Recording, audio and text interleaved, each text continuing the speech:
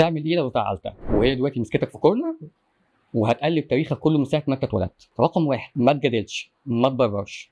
كل اللي تعمله اسمع وانت منتبه ليها وتفاعل بجسدك معاها، اللي هتحس ان انت مقدر هي بتقول ايه، وسيبها تخلص كلامها للاخر مش اكتر. ما تعرضش حلول، هي عايزه تتكلم، هي عايزه تطلع اللي جواها، سيبها تخلص كل ده. خد بالك ان انت بتبقى عايز نخلص، ايه الحل؟ اعمل ايه؟ الستات مش كده، الست بتبقى عايزه تتكلم وتطلع اللي جواها حتى لو ممكن ما يبقاش في حل.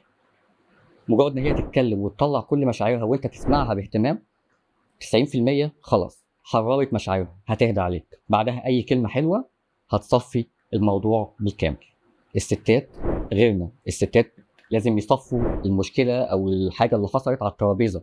الراجل ممكن ينام وعامل مشكله وعامل خناقه مع مراته او حبيبته او بتاع ومتوقع ان هو يصحى تاني يوم خلاص عادي.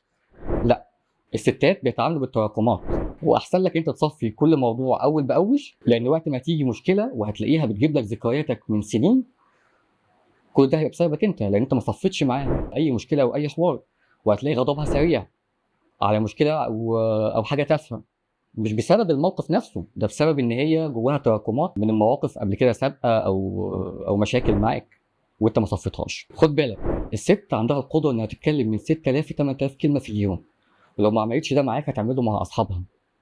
فلما تيجي اخر اليوم انت بتبقى راجع من الشغل تعبان ومش قادر تتكلم، واحنا مقدرين كل دوت، اسمع وخليها تحس ان انت منتبه لها وهي بتتكلم. اسمع، ما تقولش حلول، ما تتكلمش، ما تقولش حاجه، خليها بس تحس ان انت بتتابع معاها احداثها. هي بتبقى كل عايزاه ان هي تشاركك يومها وحياتها، اسمع لها باهتمام مش اكتر. ده هيصفي حاجات كتير قوي وهيشيل سوء تفاهم كتير جدا بيحصل بين الراجل وبين الست. لو انت دايما محافظ ان هي تشاركك يومها وتشاركك مشاعرها، فحياتكم العاطفيه هتبقى احسن بكتير قوي. وقت المشكله، وقت ما هي بتعاتبك او وقت ما هي زنقاك في الكورنر، اوعى تنتقد، اوعى تحاول تلف الترابيزه، بلاش، لان انت ساعتها هتبقى جبته لنفسك. سيبها تخلص كلام وما تنتقدش خالص، وقول لها انا حاسس ومقدر اللي انت قلتيه ومتفهم. شلت من على نفسك كتير قوي، مجرد كلمه حلوه بسيطه في الاخر الموضوع اتصفى وخلص وهتبقى هربت.